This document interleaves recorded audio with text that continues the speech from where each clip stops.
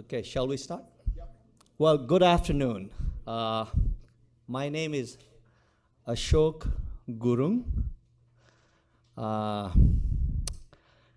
am the Senior Director at the India-China Institute at New School. I'm from Nepal, but have been living here for quite some time. And as one of the hosts of this historic gathering, I want to welcome all of you for joining us today. For me, even though I do not come from Dalit community, but as a person of indigenous background, having grown up in a place called Dehradun, in a gully called Chamar Gully, I have been unknowingly, knowingly part of this conversation for quite some time. But in recent years, I have had the privilege of working with, especially with younger thinkers and activists from Dalit community. People like Suraj, people like Sarita Pariyar from Nepal, who is sitting at the back. I think these are the people who give me hope, who give me energy to really work with each one of you in better understanding and hopefully finding a way forward, which is really simple. How can we eliminate caste-based discrimination as quickly as we can? I think that is indeed the biggest challenge of our generation. So when Suraj, in his very usual style, right before I was about to embark on my trip to Asia in mid-December, he tells me, Ashok, I need a space and I want to do a film festival. I said, great. When? He said, sometime in mid-February. I said, no way. There's no way. We organize many events here, and even a single event takes a lot of time, and you're talking about first ever Dalit Film Festival, that too within 3 months? No way. But as many of you who have worked with him can attest, he is, to say the least, very persuasive. And he convinced me that we should do it. And I'm glad I agreed to do it. My team at ICI, they worked hard. But I know Suraj and his team, especially Dr. Ambedkar International Group in greater New York area, as well as people based in different parts of New York City, have been working tirelessly. I get text messages and emails at 2 a.m. and then same person sending me a text message at 5 a.m. So I know that they hardly slept. So really, it says something about the tenacity. It says something about the passion. It says something about the urgency they bring to this very important issue. So New School, is very happy to be part of this conversation in a small way. We are, as many of you know, this is our 100th year, and we are celebrating our journey. That journey, in many ways, was inspired and started by someone called John Dewey. And I'm sure many of you know John Dewey was the guru, teacher of Dr. Ambedkar at Columbia University. We take particular pride at the New School for two things: critical inquiry and engaging with social justice issues.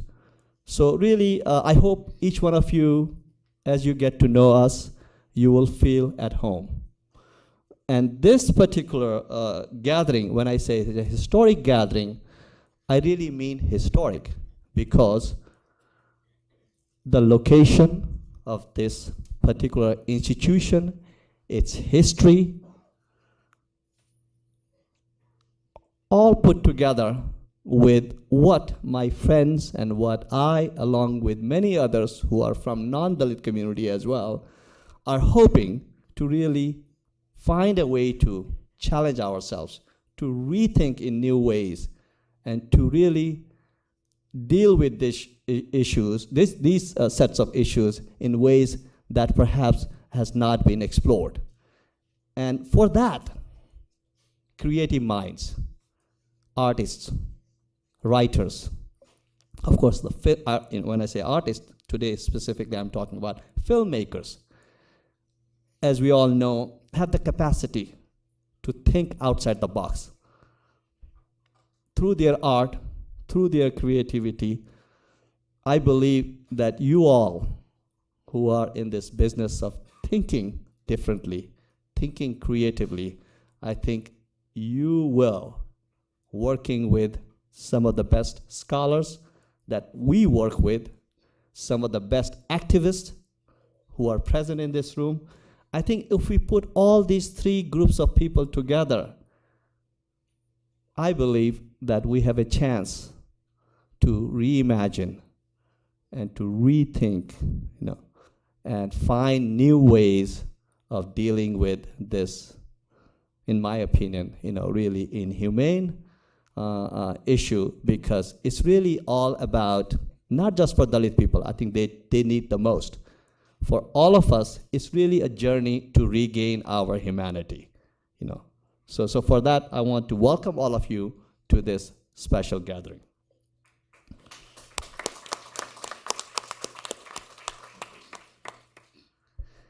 And really, just briefly, I want to do three things.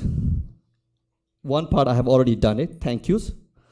And the second is really talk a little bit more about the significance of this particular conversation in a place like New York City, okay? Because it will connect to what I have requested my panelists to really talk about.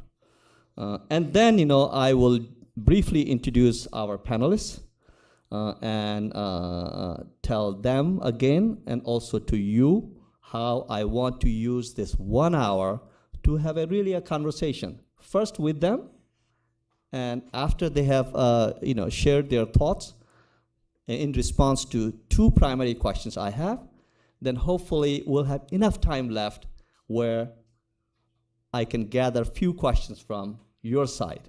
So I'll tell you the topic that I'm going to focus on in few minutes.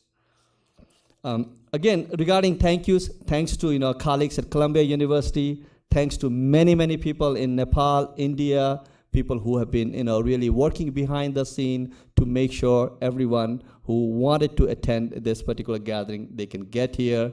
And I know many of you are hosting them in your homes, driving people who are visiting from outside to this, as well as our event yesterday at Columbia. So thank you all.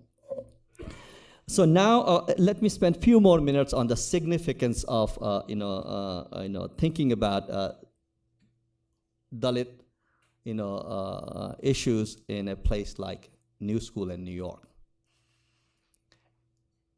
For us, we have been trying to wrestle with this issue for quite some time. I have been collaborating with colleagues at Brandeis, UMass, people like Sukhdev Thorat in India. There are amazing group of young people working with Samata Foundation in Nepal.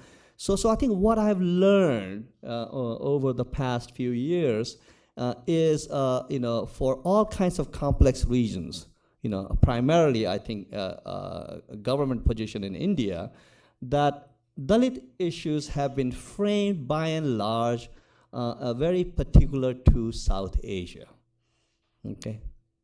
Just think about the time, those of you who may have read or remember the conversation taking place around apartheid. What made apartheid, a global issue, I think is something that we need to think about it more, right? And to great extent, in my judgment, the global dimension of apartheid, I think, created conversations, created ways of talking with each other ways of thinking about fundamental issues like what does it mean to be a citizen? Why in this day and age we still need to talk about unequal dignity, unequal rights. And now we are talking about over 250 million people who fall under the category of Dalits. Why can't we have a similar conversation?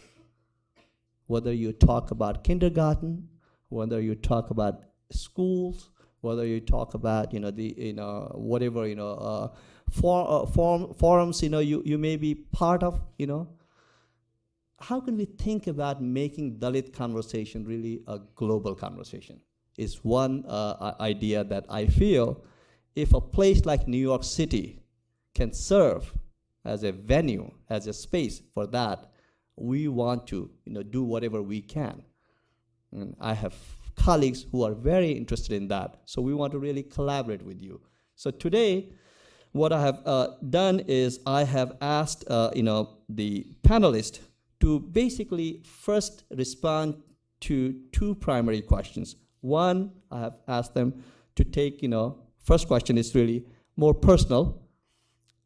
I want them to take not more than 5 minutes, 3 to 5 minutes if possible, to really think about an incident or an idea or a question that inspires or that compels them for engaging with Dalit issues. What is it?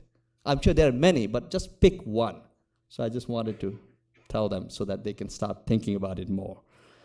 The second question that I want to really use to advance our conversation is based on each of the panelists' experience. I want them to share one thought or one idea or one question where creative people, academics, and activists, when I say activists, I'm really referring to, reflective practitioners who really want to think beyond what they do. And when I refer to academics, I'm talking about engaged scholars who want to go beyond their academic space. And we have two such people, a Guru Chela team, Suraj and Professor Dilip Menon, okay, who are part of the panel. So that's what I think, hopefully will, allow us to have a good conversation for about 30, 40 minutes. And then, having told you what the focus of this particular conversation is, I would like the audience, if you want to ask questions, to the extent possible, please try to frame your question within that space, okay? And I know each one of you have amazing stories to tell, amazing ideas to share. But in the interest of time, just focus on questions, please, okay? I will be, unfortunately, rude if you start going off the tangent, okay? So that's very important. I need your cooperation, okay? Second thing I want to do, yesterday, Suraj did a fantastic job of moderating a panel at Barnard. And there were many eager people who wanted to help, with translation. Today, I would ask you to refrain from that, please. Just trust. We have Professor Jayashree, sorry, I'm terribly sorry. Professor Jayashree, who was on the panel yesterday, has kindly agreed to really help with the translation, okay? So please refrain from that. So on that note, let me briefly introduce each one of our panelists. They are, when I looked at their longish bio, they are really impressive individuals, very inspiring, but I'll try to be brief. First person is Purna Singh Bareilly. He's a filmmaker, journalist, and a social justice activist from Nepal. Those of you who were here earlier this morning, you watched one of the episodes of TV serial called Dalan. He is a founder of Nepal America Film Society and has organized America International Film Festival. He was also very involved with a group of amazing people in Nepal who founded Jagran Media Center. Some of them are actually here. If you can just raise your hand, Jagran Media Center people, yeah. And it is that Jagran Media Center that really came up with the idea and put together this TV serial Dalan. And that came at a very particular time, as Suraj mentioned after the film. And I'm glad that Purna is here as part of the panel. He has also produced feature film. One of them is called Goodbye Kathmandu. Now let me introduce you to second panelist, Subodh Nagdev. What is Subodhji? Yes, great. Subodhji, he's a writer, director, activist, and this afternoon you will be watching one of his film called Bole India Jai Bhim. And it's really about the struggle of Babu Hardas, founder of Jai Bhim. And he has also produced and written Marathi films. One of them is called Light Ek Kalok. I hope I didn't mispronounce too much. It's about a life and struggle of Vandana Sontake. She was the first woman auto driver from Dalit community. And he writes, and he is very involved in social justice movement, especially Dalit issues in India. The third person who will be part of the panel discussion, is Niharika Singh. Niharika has kindly agreed to be on the panel again. She was fantastic yesterday, and I'm hoping today, she will further, share her insights. She is an Indian film actor. Also, she was a former beauty queen. She won the title of Miss India Earth and represented India at the Miss Earth pageant in 2005. Her first film was Miss Lovely, and was shown at Cannes Film Festival in 2012. And at that time, she was nominated for Most Promising Newcomer in the film world. I think it is also important to say that she recently wrote a long blog, detailed blog piece on Me Too movement, which is very powerful, very inspiring. And what is interesting about her, based on my limited understanding of what she does and what she shared yesterday, is she has engaged with the question of creative ways of advancing Dalit issues through her work in ways that many people at her level perhaps would be reluctant. And to me, I think we need more of Niharika Singh, to really both, muddy the idea of who is Dalit, what Dalit person can do, cannot do, and what Dalit person looks like. Yesterday, we had a very interesting discussion about, Dalits they should have a darker face. They should look in a particular way, and they can't do this. She defies all those, stereotypes. So I'm really happy that Niharika has joined us again today. The fourth person is Swati Savant. Where is Swati? Great. Great. Swati is a lawyer, a practicing immigration lawyer in New York City. And she has served as a commissioner of the Cambridge Commission on Immigrant Rights and Citizenship. While she works with a wide range of people from marginalized communities all over the world, she has a particular interest in engaging with Dalit issues. As a woman from Dalit community, her activism often takes her to her home place in Mumbai.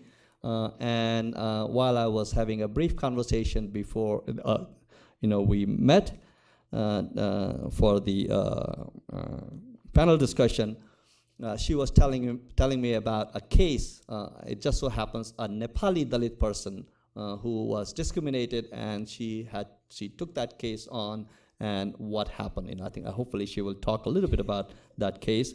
But overall, I think as a legal person, a person in the legal profession, and also as an activist, I'm really glad that she has also joined us today. Suraj Yangde. Well, for many of you, you do not need any introduction. But let me still give you a brief, tell you a brief information about him. He's currently he has the inaugural postdoctoral fellowship at the Institute for Institutional Anti-Racism. This is at Harvard Kennedy School. He is one of the, or he is the first Dalit PhD holder from African University. And as I said, his guru, Dilip Menon, Professor Dilip Menon, is here. He is the author of forthcoming Caste Matters, and that's going to be published by Penguin Random House, and has also co-edited the Radical in Ambedkar Critical Reflections. And he's engaged in a wide range of groups who are thinking about Dalit issues from multiple perspectives. Very a true global if there is one truly global Dalit scholar and activist, I think in my judgment Suraj is the one who does that work so flawlessly. And somehow, I'm sure there are many more like him. If we can figure out a way to identify more people like him and support them, recognize them, I think we can make a good headway, in dealing with this wicked problem. Last but not the least, Professor Dilip Menon. He is the Mellon Chair of Indian Studies and Director of the Center for Indian Studies in Africa at the University of Witwatersrand. He was educated in universities of Delhi, Oxford, and Cambridge, and got his PhD degree from Cambridge. He is a translator from the Malayalam and writes on films, theater, and literature. His research for the past decade has engaged with issues of caste, socialism, and equality in modern India. 3 days ago, that's last Thursday, he gave a fantastic, really provocative and wonderful talk called Unimagining Communities, Suspicion and Writing of History in Post-Colonial Cities. And India-China Institute was happy to host him, and I'm glad that he decided to join us today. So this is the brief introduction. And what I would like now to do is, first go to Purna and ask him to just take about 3 to 5 minutes to talk about an incident or an idea that inspired his work. Thank you, Ashok sir. Good morning, everybody.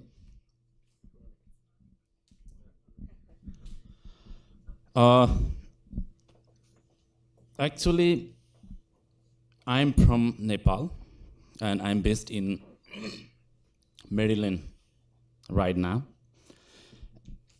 Before 10 years, we produced a long television series. It's called Dalan, which was screened this morning.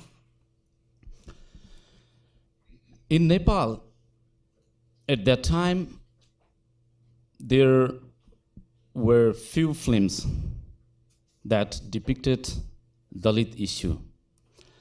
And we realized that time we don't have a good cinema, good documentary, and good TV series. And so we thought whether to make a feature film or series or documentary. And finally, we decided to make a long television series that will help to change the society. And we have an organization that is called Jagaran Media Center, who is already mentioned, our Ashok Guru. We have a Jagaran Media Center we founded by Dalit journalist group, which is run by only Dalit journalists in Nepal. And so from the Jagaran Media Center, we produced that Dalan collectively. And we all are from Dalit community. So we have tolerating discrimination, injustice since our birth.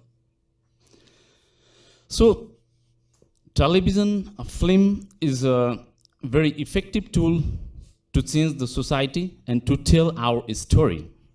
So we choose this medium and we founded Media Center and we produced teleserial Dalan. And it broadcasted from the national television channel in Nepal. And we broadcasted it 1 year. And it depicted, it's a historical TV series. It depicted 1950 to 1996.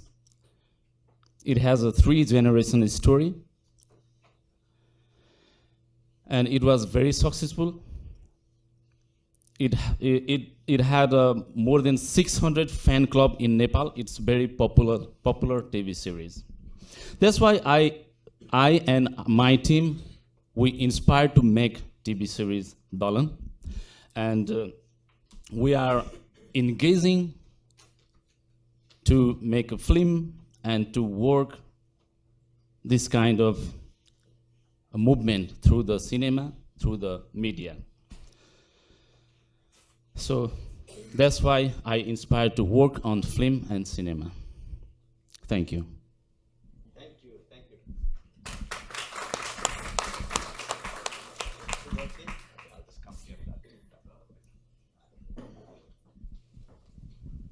Thank you, sir. And good morning to all of you and Jai Bhim, brothers and sisters. So I'm comfortable in Hindi, so I will try to give answers in Hindi only. And my sister, she will translate it. So question is very nice, very, बहुत ज़्यादा यानी इफेक्टफुल है, क्योंकि दलित लोग यानी film में इससे पहले जैसे हुआ था कि हम बचपन से फिल्में देखते हैं यंगरहुड से, लेकिन फिल्म दलित इशू में काफ़ी लोगों ने फिल्में बनाई है इसके पहले भी, इंडिया में बनी हुई है, दूसरे देशों में भी बनती है, लेकिन ऐसा देखते हैं कि जो क्लोजनेस रहता है, जो दलितों के जो प्रॉब्लम्स रहते हैं, जैसे आज हमने फैंड्री फिल्म देखी, it is made by a Dalit, so called Dalit director, ये उनके दिल से बहुत क्लोज है। जो दूसरे लोगों ने इंडिया में जैसे श्याम बेनेगल ने बहुत से इंटरनेशनल लेवल पे फिल्म बनाई है, या दूसरे और भी डायरेक्टर्स ने बनाई है, लेकिन वो दिल को हर्ट नहीं करती उस तरीके से, because these are made by that they were the Brahmanical peoples from that society, although they are thinking about the Dalit, but they have made as per their thinking. When we make, because we belongs to that community, our forefathers, and we are suffered, so definitely we will utilize that this thing. Okay, sister. Okay. There have been films about Dalits made in the past. They've been made in India, they've been made in other parts of the world. But predominantly that filmmaking was done by people, though perhaps sympathetic to the Dalit cause, they were themselves from dominant caste heritages. So where filmmaking is concerned, when you saw a film like Fandry this morning, the reason it hurts your heart is because that film has been made by someone for whom that topic is close to their own heart and it speaks to their own experience. And so there is a difference in that kind of filmmaking. Okay, so he says, I've seen a lot of other kinds of films that have been made on this, They've been made before, but this is the difference now with Dalit filmmakers taking this on. Secondly, हम जब हिंदी फिल्मों में काम करते हैं या मराठी फिल्मों में काम करते हैं तो ऐसा मुझे ऐसा कोई फीलिंग्स नहीं हुआ कि स्पेशली दलित है इसलिए यानी वो ये नहीं कर सकते हैं या उनको काम नहीं मिलता है. It is not there. काम मिलता है प्रोवाइडेड कि आपका काम जो है वो उस तरीके से होना चाहिए, उतना अच्छे तरीके से होना चाहिए, तो डेफिनेटली वो फिल्म बन सकती है. आपकी स्क्रिप्ट अगर अच्छी है उसको भी लोग प्रोत्साहित करते हैं. जैसे मैंने आज जो फिल्म दिखाने वाला हूँ, बोले इंडिया जय भीम, इट वाज वो एक्चुअल में अपर कास्ट लोगों ने बनाई हुई है. They are the producer of this movie और मैं उसका डायरेक्टर और राइटर हूँ. मैं उनके पास में ये सब्जेक्ट लेके गया तो उनको अच्छा लगा और उन्होंने बोला कि भाई ठीक है, इसको भी हम लोगों तक ला सकते हैं, कोई उसका प्रॉब्लम नहीं है. The film that you'll see this afternoon, Bole India Jai Bhim, has been made with the support of people who are not Dalits. And it is possible to get these films made. And it is possible to work in the film industry in different capacities if you have strong ideas and if your own technique and your own skill set is quite high. So it's not that this is not possible, and my film is an example of the fact that there are producers who can support a Dalit filmmaker as they did me. Okay, thank you.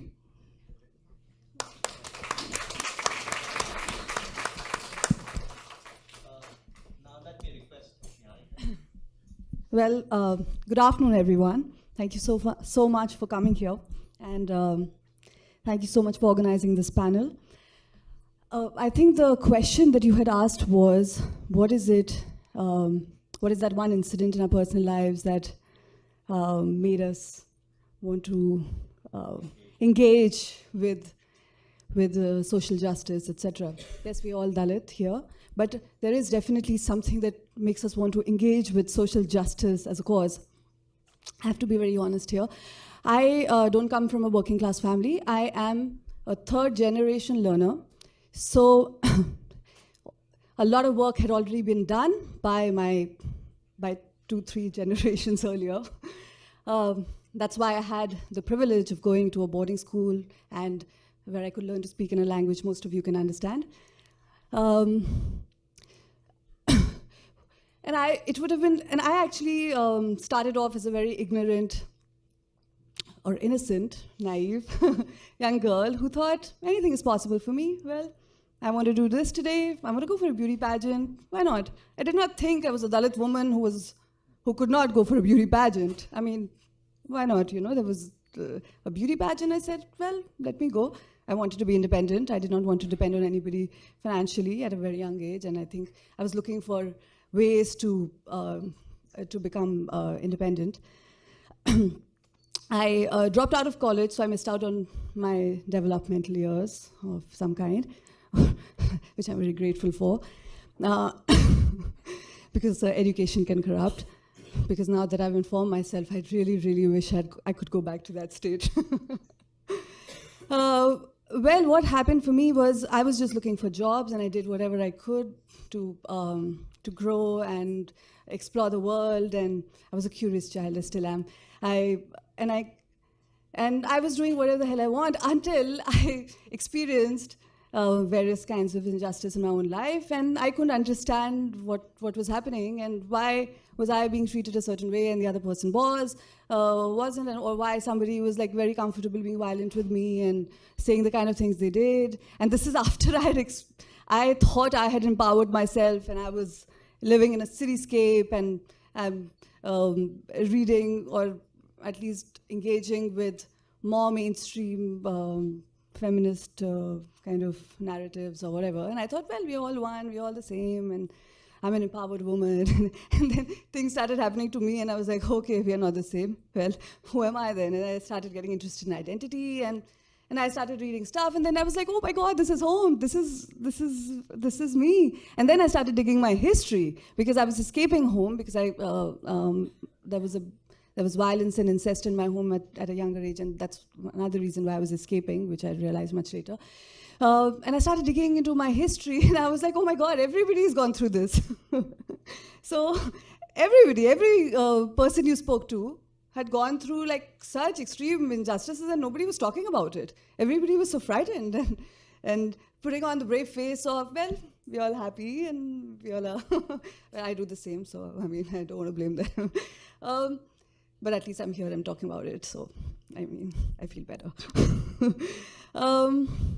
So yeah, I guess my interest in social justice as such began with just wondering, like, why am I different from anybody else, and why am I being treated in a certain way, and why are there no consequences, and why do I feel horrible when like a Dalit woman is getting raped and nobody around me feels the same? Why is it that, they're like students hanging themselves in universities, and people being murdered for like sporting a mustache or getting on a horse or for ridiculous reasons, and nobody seems to care. But I can't get out of my bed. I'm in pain just reading these stories.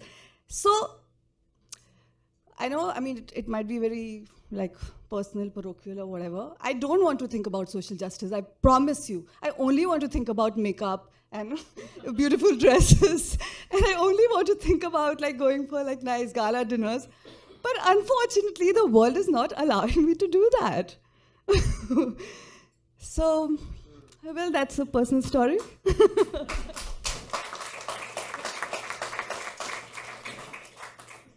Well, I think before I request Swati to also share her thoughts, I think what I really stood out, which I hear a lot, is really a combination of repeated incidents, but also in some ways the word that in the world would not let you not think about it, the compelling part, because I think this is one thing, especially people who are from Adivasi communities or people from Dalit community, one is that even when you try to not deal with it, you can't, and that's a very, very powerful nexus that I'm sure each one of can talk about it, and each one of us in the room can share that. So thank you for sharing that, Swati ji. So the question is, what is an idea that inspired my work, right? One word is Dr. Babasaheb Ambedkar. Like he was the ideal, like I wanted to be barrister, I wanted to study law, that's why I studied law. And our people, the great admiration we have for Dr. Ambedkar. So I think that is an idea that inspired me to do my work. And like if you see Dr. Babasaheb Ambedkar's work, he did for each class, is not just for Dalits, he's not limited to Dalits. That's what is like inspires me to do work for marginalized people back home. Just not Dalit, but any person, like they need my help, like from poor people, Adivasis. I like to work for each class, farmers, like we have projects that I work for AID.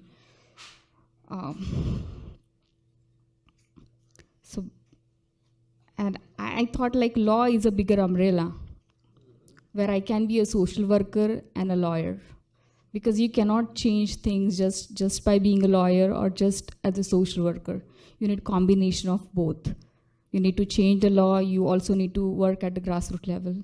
So I thought law is a bigger thing where you can make a difference in the world.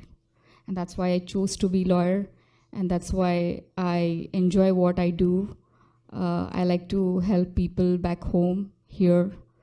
And I understand the problems people face as a woman, Dalit woman. So it helps me empathize the problems, and I try to do justice to it. And that's all Dr. Ambedkar. That's my inspiration. Thank you.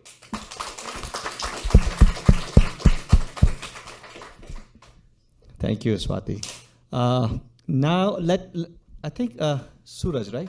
Yeah, maybe I want you to. I think I have asked Dilip to kind of also reflect a bit on what people have said. So I'm sure you have many ways of telling what made you, so passionately, involved in this question of caste-based discrimination.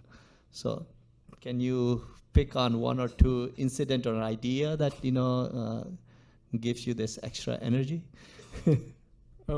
Right. I think you're right. It has to be a book where it kind of describe, and each experience is like a theory that even in the academic circle that needs to be really understood, because it's just not this passing narrative of writing a novel or writing a self-biography and then it just becomes another genre.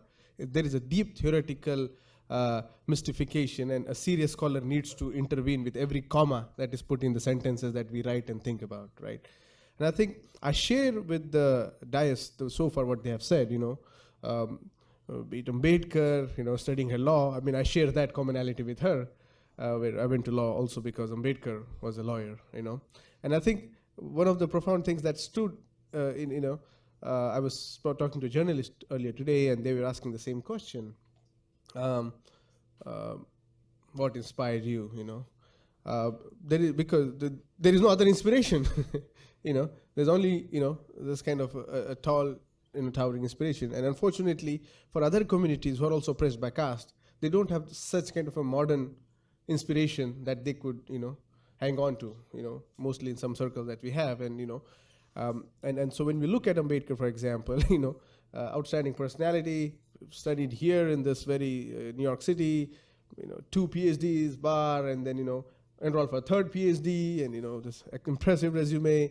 And many people didn't know about his legal career. Rohit Day has just recently written about his impressive legal career. So I think the experiences that we kind of, work with it, for example, what Subodh was saying was about the way he has understood, or the way he sees it, that this is the experiences that he sees, that there is them and us. The them and us has been created by them, and so it has to be hang us. And Niharika, for example, just wants to go and do her work, but she's unable to. The same way it happens, and I think Purna was saying the same thing. I share with all of them. In fact, I want to reiterate what they have said. I just want to say that, for example, Nepali society, he didn't see any of space opened up. So, you have to do that, It's not because there is no other option. It's not out of desperateness. It's just because you simply love your people. That's just affinity. I think we need to rephrase when Dalits are working for Dalits. Is it out of this extreme sort of a black hole? That could be your perception, but primarily we love each other. We love our people, and we love other people too. And we are trying to find humanity that is lost in the other person. Swati going to, doing all of this work, going back to home, working in slums, attorney here in New York, where there is this, I think, this kind of a common chain. And growing up as a Dalit means first of all, it is frustration. You are constantly frustrated, and as a student, I was challenged up until my PhD about the merit, the argument of merit, or you won't be able to do this from childhood, and that kind of builds up. And so you want to go to a scale now, and you want to, you literally want to piss on this. It's like, to hell with you all, what you're trying to do. And I think that's the kind of a musical anger that is coming, and I think that is how it informs.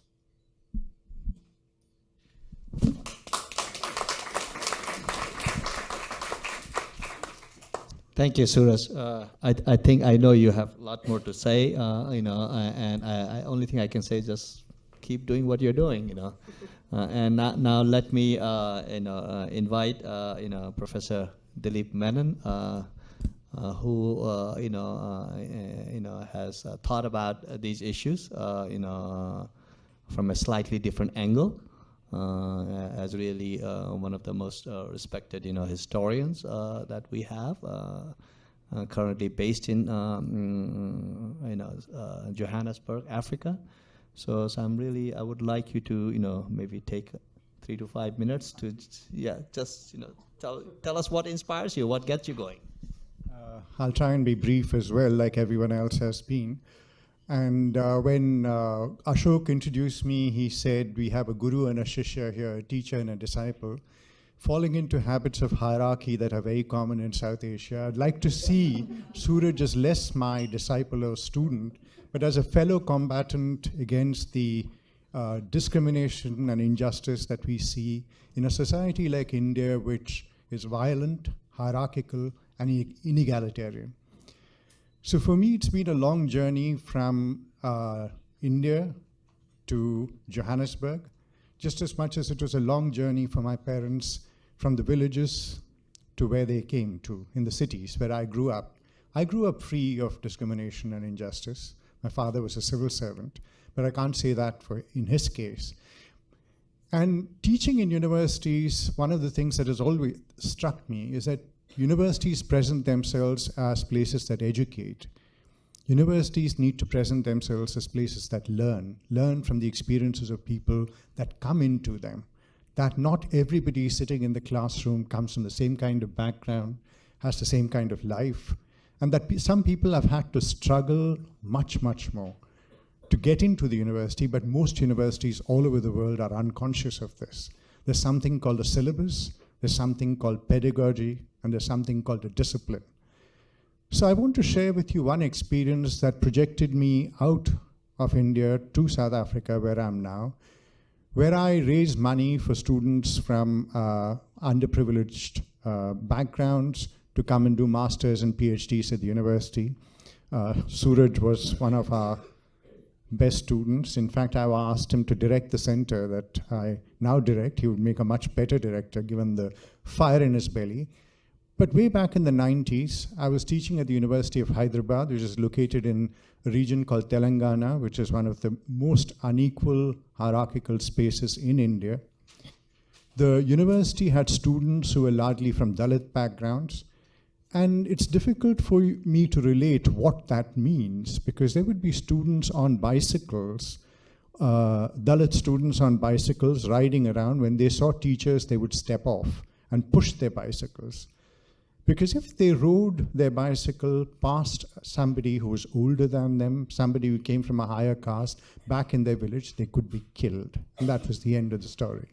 So that was a circumstance in which I was called upon to do a strange thing, teach something called social theory. So I was teaching the names that most of you who've been to university are familiar with. We taught Foucault, Derrida, Lacan, and it was a grueling enterprise for me, because for a lot of these students, English wasn't even their first language. So in one class, I was teaching the idea of forgiveness, that forgiveness consists in being able to forgive the unforgivable. Right? This is an idea that comes from Levinas, and it's been written about by Derrida and so on and so forth. So as I was teaching this, there was a kind of puzzlement in the class. And at one point, one of the students asked me, "Sir, have you ever had to forgive the unforgivable?" At which point I stopped short and I said, "No, this has never happened to me, but I'm presenting it to you as a theoretical possibility." Then he said, "Sir, have you ever eaten shit?" So I was taken aback. And he said, "Sir, my father wore slippers and went to the market in Khammam, and the landlord was so affronted by this that he made him eat shit on the street. I will never forgive this man." And I left the classroom unable to answer, choking up in tears. And I thought to myself, what am I teaching? Why am I doing this? Why am I teaching a syllabus that abstracts from human experience that has no relevance for the people that I teach? And which is why I'm happy where I am in South Africa, where the students are asking, to pardon my French, what the fuck is this university about? Why is it teaching us all of this? We need to be taught something different. Syllabus needs to change. More people need to be getting into university, that you can't continue teaching something called sociology, history, and so on, unless it addresses who we are and where we come from, the question of experience that all of you have spoken about. So if at all there is a philosophy of my education, or what I am as an educator, is what I can learn from my classroom.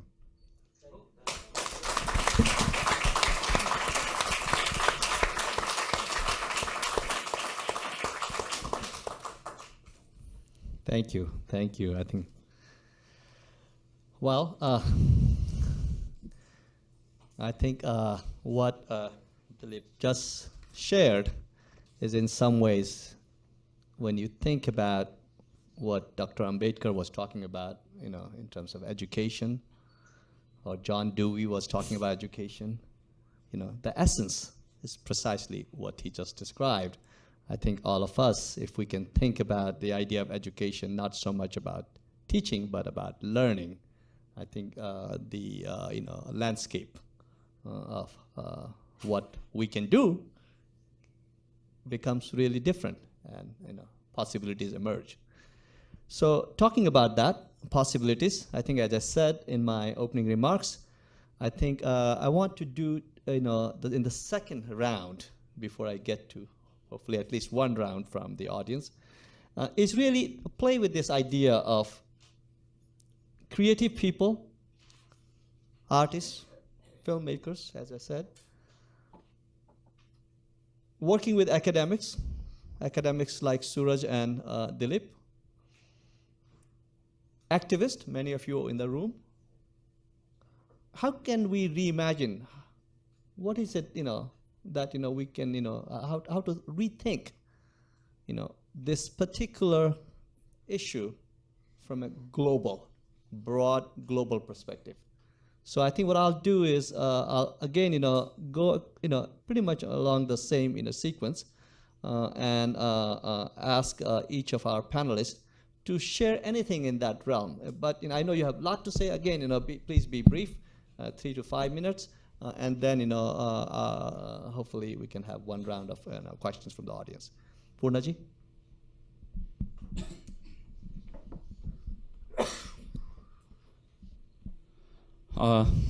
Thank you again.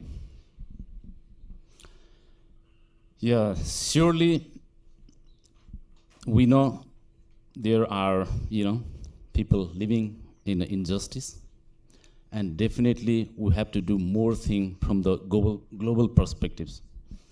So to engage the creative people, writers, storytellers, definitely this kind of platform, this kind of film festival, definitely it would be more impactful to engage the filmmakers and creative peoples. So these are the Dalit issue and the injustice issue. This is not only belongs to the Dalit community and who is facing injustice. This is the caste system, and Dalit issue is a global issue. Right? We're not talking from India, we're not talking from Nepal, we're talking from New York, we're talking from United States, all over the world.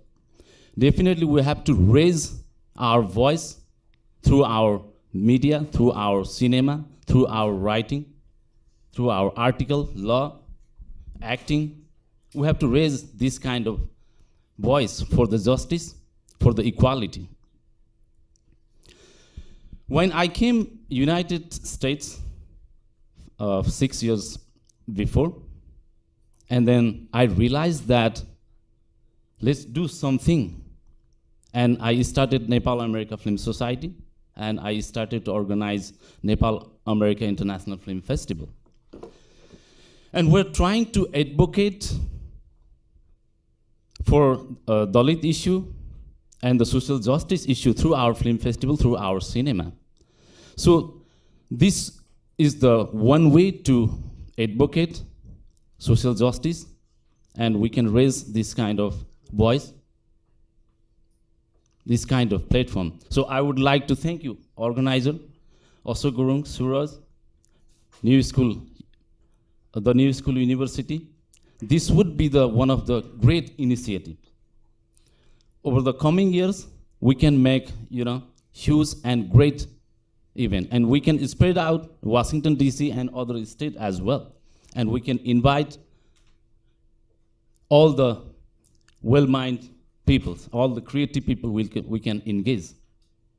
Thank you. Thank you, Purnaji. Now, let me request Subodhji again, you know, to share his thoughts. हाँ कड़ा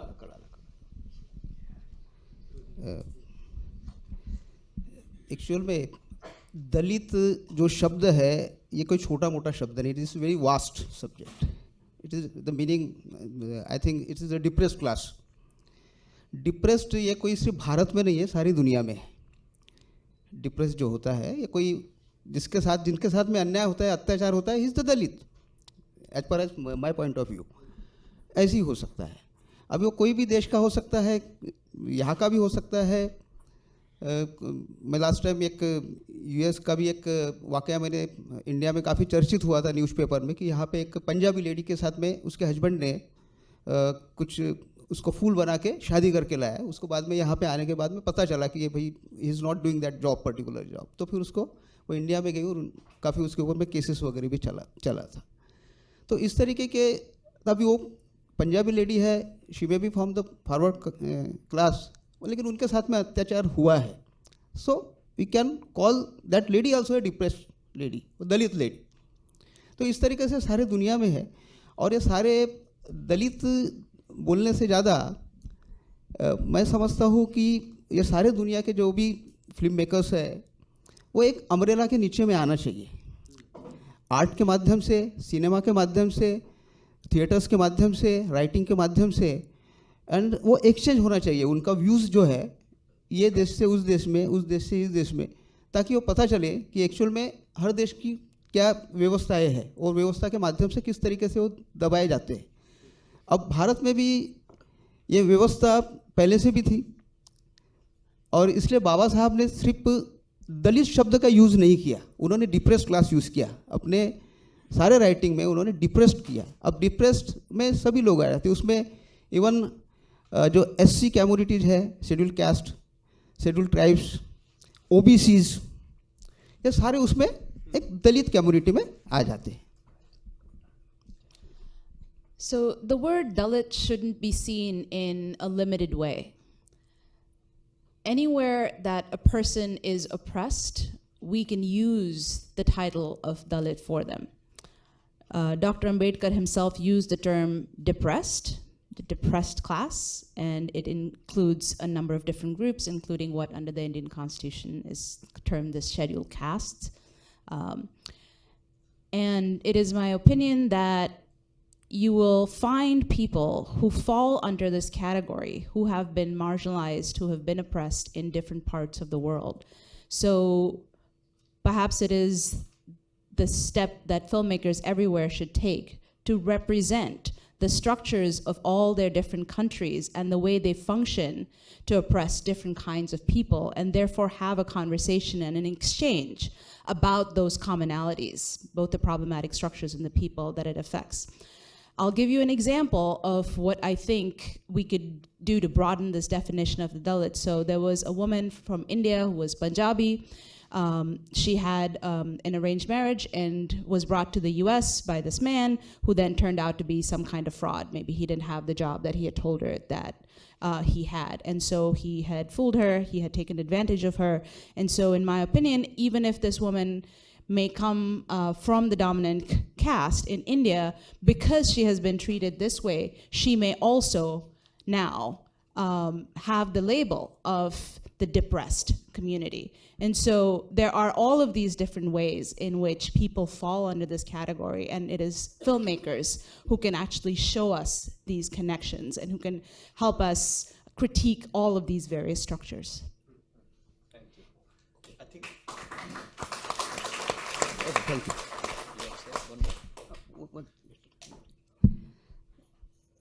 इसके लिए ये जो platform है Colombia university USA का, इससे बहुत अच्छा प्लेटफॉर्म है, क्योंकि डॉक्टर बाबा साहब अम्बेडकर का जो पहला पीएचडी है 1927 में यहीं से किया था, उन्होंने पीएचडी मिला था यहाँ से.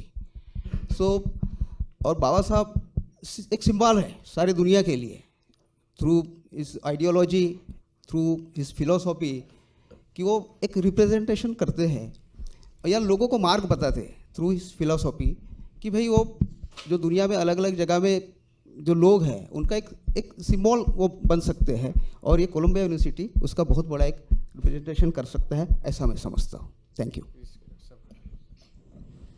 Columbia University is a great venue for this film festival, with reference to yesterday's event, because Dr. Ambedkar got his first PhD at Columbia in 1927. He is a symbol of how to challenge these structures, and he can become a symbol for the entire world in the fight against these kinds of oppressive structures.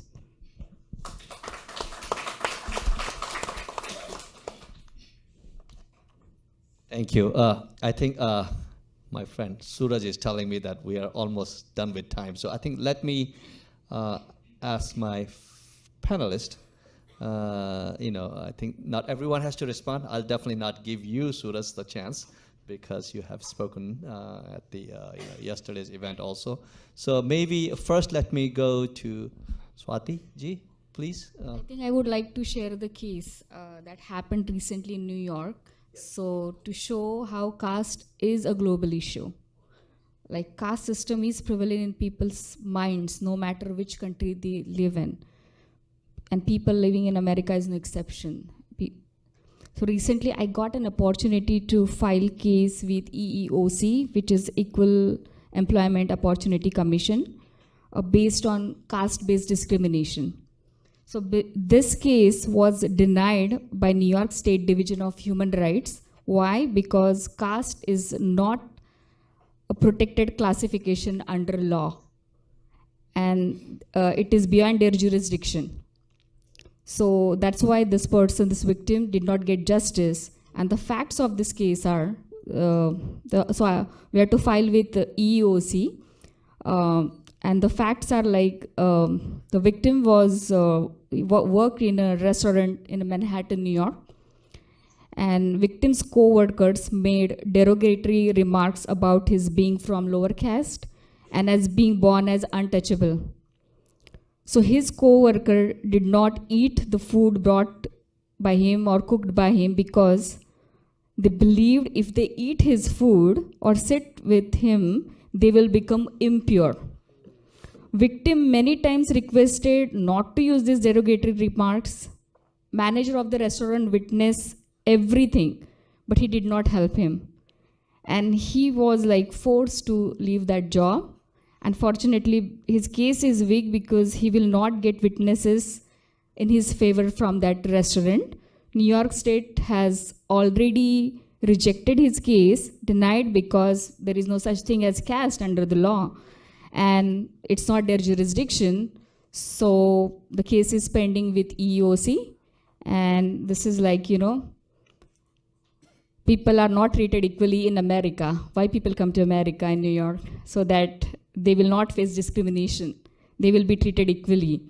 But still, caste is in America, in New York especially. So something that everybody should know about it.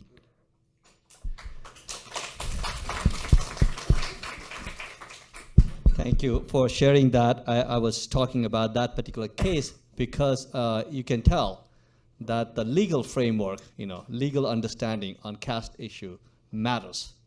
There are many, many people I know of, because I've been living here for the last 20 years, and who experienced something very similar, and there is now several universities in the U.S. There is this effort to really have caste-based discrimination also one of the important factors that people, the universities must consider in order to both review admissions and other types of biases and issues that might come up on campuses. So just imagine if we were to have caste-based discrimination something integral to global discourse, what would that look like? So thank you for bringing that up. Anyone? Maybe Niharika, do you want to say something briefly? And then after that, I'll have Dilip ji, and then we'll go from there. Please. Okay. All human beings suffer, right? I mean, human beings and suffering, they go hand in hand. But we are very good at creating these imaginary walls and, discriminating on multiple levels. we talk about like the Dalit issue as a global issue or whatever. I don't understand what a Dalit issue is. Everything is a human issue at the end of the day, right? Everything finally boils down to like a battle between power and love. Everything that we can finally make it about power and love.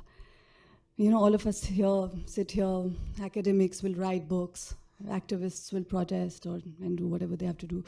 Everybody, and it has been happening for years, but somehow things, if they had to change, and we'll feel good about what we're doing something very responsible, but things don't change because finally the battle is between power and love. At every given point in time, because I'm a Dalit woman, and I, unfortunately, because I was born as a Dalit woman, I am right at the bottom of the social ladder, and you have to battle everything. So I have now come to realize that, all these walls are just imaginary, and finally it all just boils down to, at every given situation, do I really want to, exercise power, or do I want to, have love?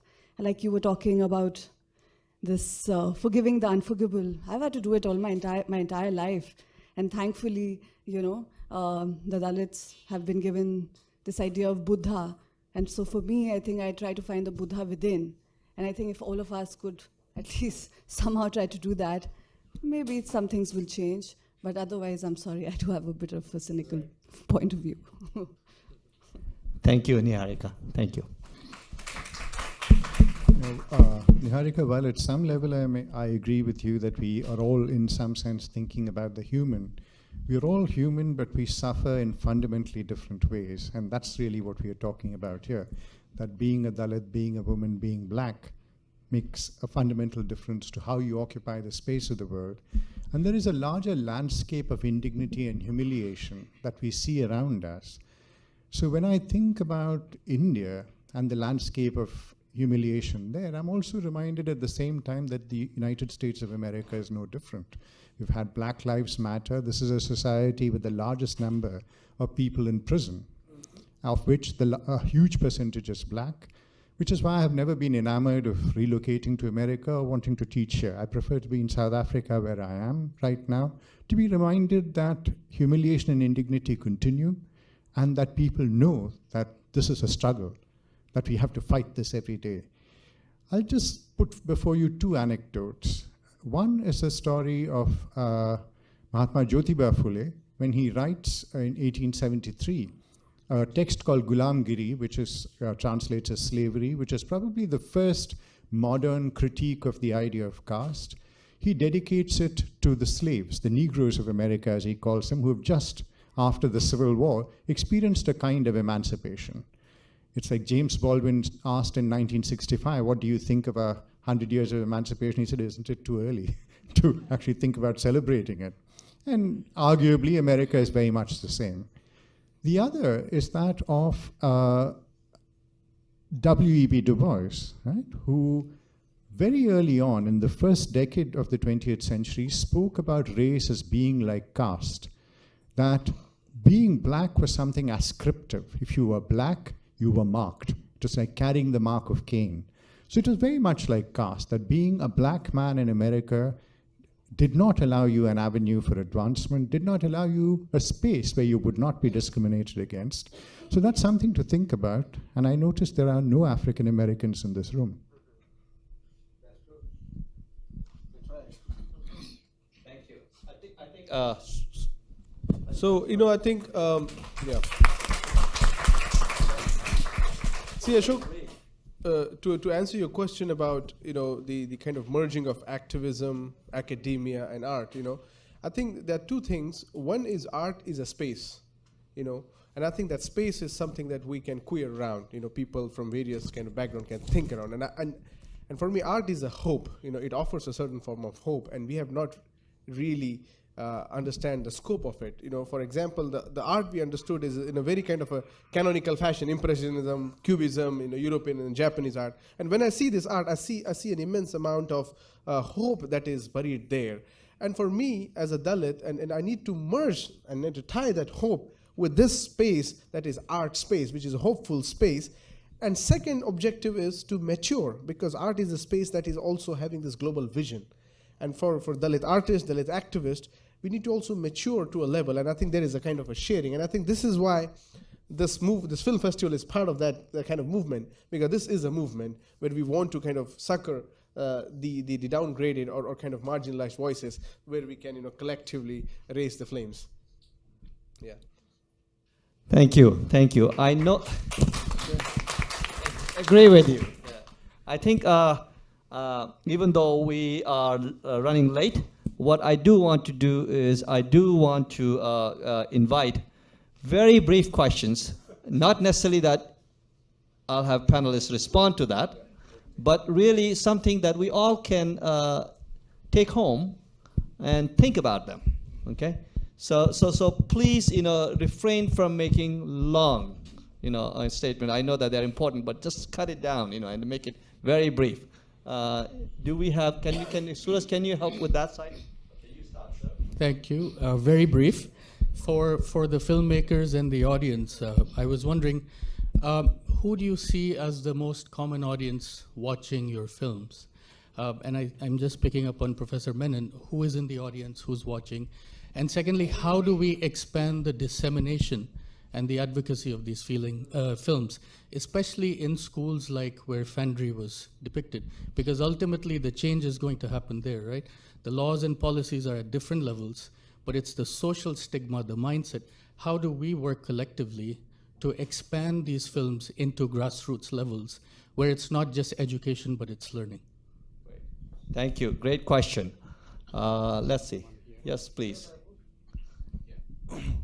So my question, or rather I would say it's maybe a comment for Professor Menon. You talked about that. You have to learn from the class, right?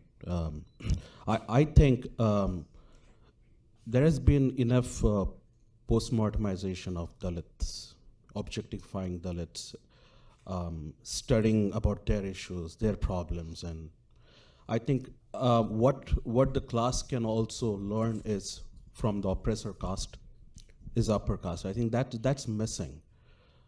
How does so I think the argument now should be centered around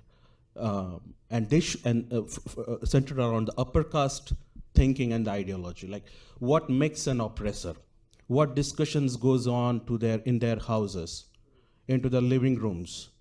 How do these people become oppressors? That side of the story is totally blank. It never comes to us. So we have to now turn the tables. And so I think rather than learning from the Dalits, we also need the education coming from that side. And that's what the educational system has been for far too long. Yeah. Well, thank you. Thank you. That's an important point. I think I get the gist of what you're going with, and we should think about it more. Hi. I think that's a very valid point, and I would just like to add on to it very quickly. I come from India, and even though I'm not from the Dalit community, my grandmom got me very engaged in these issues, and I often talk about it in school. I went to a school where almost 97% of the people come from the highest of castes. So it's very difficult for me, when I speak about these things, they say that we are not the oppressors anymore. We are very good people here. We don't discriminate against anybody. It's very difficult for me to make them understand that social justice has to incorporate history. There's no way social justice can be met without incorporating history. How do I make them understand that even though they're not using racist slurs right now, that even though they're not actively discriminating against people right now, it's still important that reservation is an integral part of our system, and that they still understand that what their forefathers did has repercussions that still have sort of trickled down to the society to an extent that it cannot be erased. How do I make them understand that? Yeah. Someone in the Thank back. you Yeah. all. I've worked with Nepali people for over 20 years, so this will be very short. Excuse my pre-K question. What is the actual origin of the whole concept of Dalit? Was it the kings, like with everything else, the kings and queens pretty much determined everything about religion, socioeconomic situations? And the other question I have is,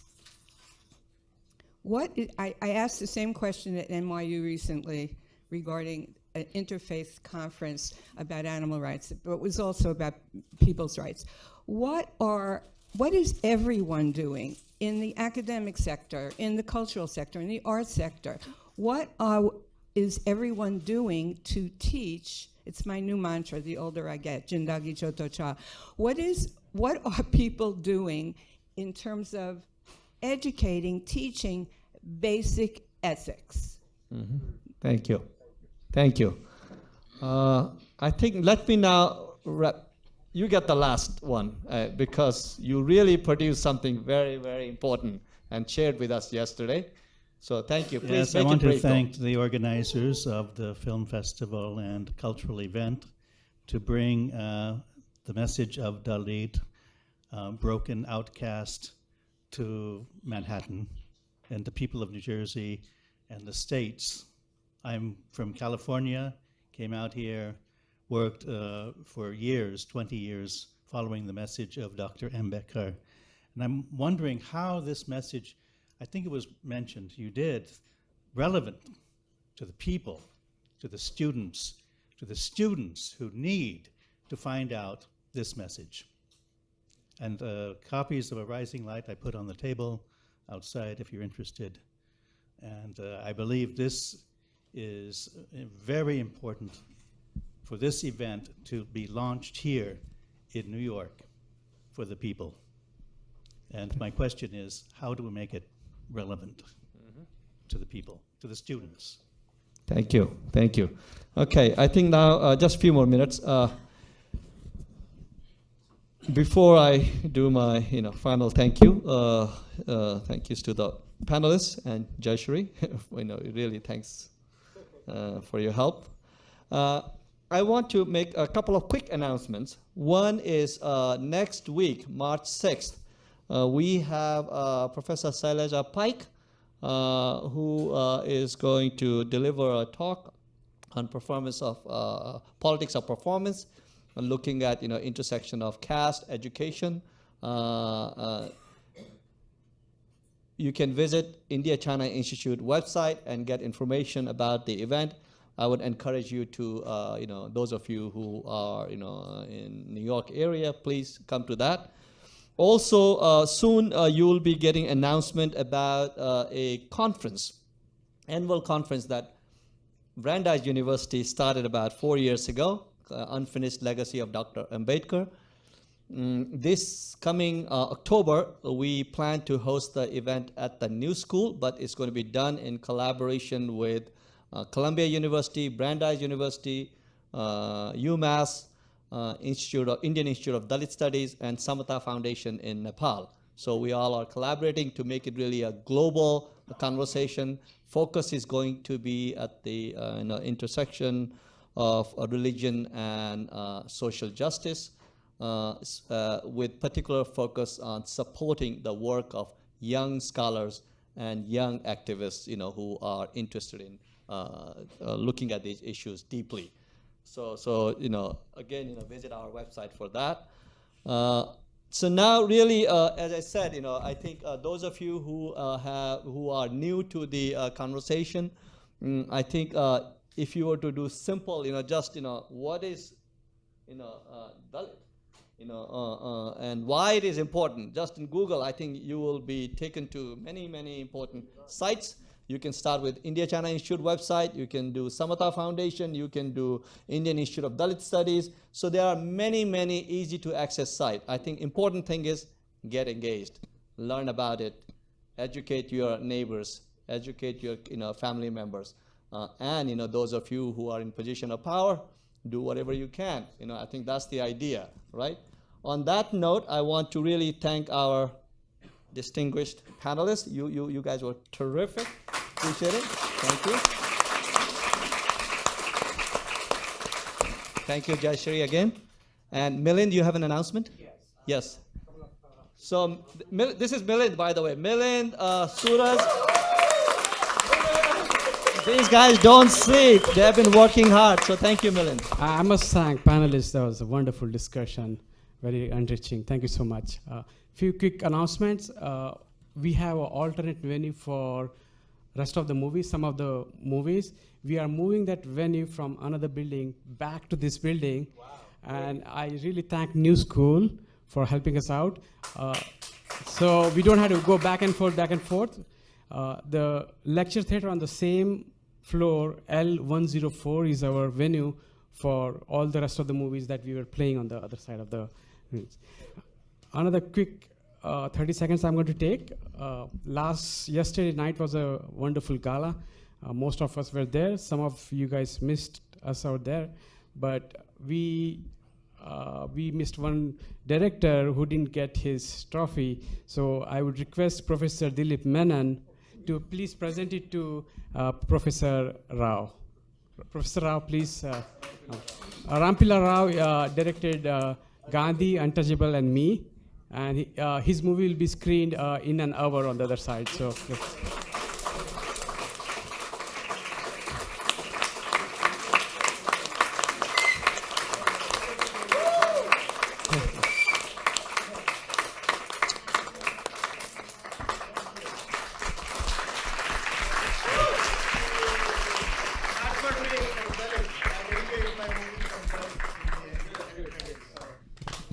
Thank you. One last token of appreciation for the New School. I request the president of Boston Study Group, Sanjay Bhagat. Oh, I think he went out, sorry. Okay, yeah, sure. I will ask he's coming, okay. I request president of Boston Study Group to present a plaque to Professor Ashok Gurung for all his support and help to us.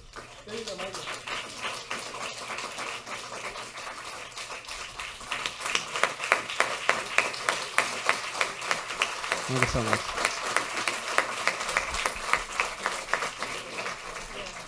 Okay, let's move on to our main business of watching movies. That's what we are here for.